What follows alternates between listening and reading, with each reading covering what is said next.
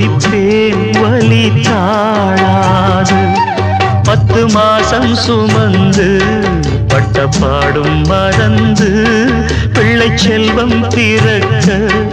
அள்ளி கையில் எடுக்க தாயும்